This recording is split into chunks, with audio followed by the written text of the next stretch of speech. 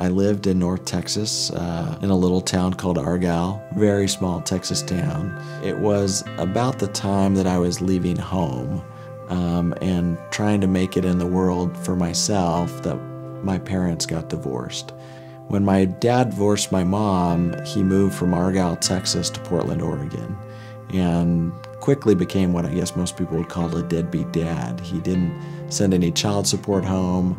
And so my mom, who had worked hard as a housewife, couldn't afford the mortgage, couldn't afford the car payment, couldn't afford to pay the utility bills. And so I quickly saw what poverty brings to a house. I was struggling, had a little business endeavor, and with what I could, I would send money home and help my mom. And I noticed with each check that I wrote that I became increasingly more frustrated in begrudging my dad. I let 2 years go by and I hadn't communicated with him. I started to feel like somebody needed to give him a piece of our mind. Being young and naive, I thought I would just find him on my own. I filled an entire suitcase with flyers, flew to Portland, and then I drove to the apartments where he once lived. And then I just started knocking on doors. I met this woman at the apartments that knew my dad and said that she thought he worked for a gas station across town. And as I pulled down the road where the transmission shop was, I could see the parking lot and that it was empty.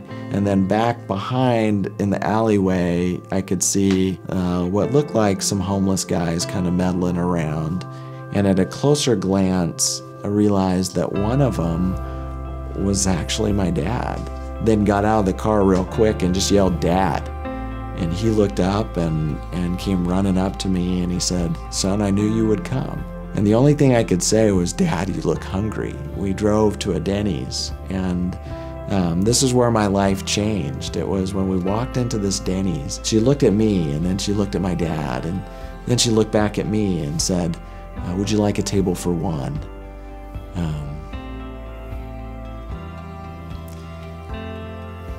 And she didn't want to acknowledge that he was even there. I mean, he was my dad. He was the guy that taught me how to throw a spiral. He made me feel safe when I was afraid. He was everything to me, but not even going to be acknowledged at a Denny's. I flew home from Portland screwed up. I could no longer see someone in need as a stranger. And what was I doing about helping someone else's dad? It boils down to being connected and love. You know, just the thought that there is no them, it's us. That we're all in a family. We have this incredible opportunity through FeedSA to bring our community together to one table. Go to our website, safoodbank.org, or give us a call at 337-FOOD and figure out what's your next step, whether it's to give food, time, money, or voice. There's a great opportunity through this FeedSA food drive to donate a non-perishable food item. If you have the financial resources, for every $1 we take in, we can put out $13 worth of food, or 10 pounds, or 7 meals. And so, if you're prompted, if you're feeling that call, give.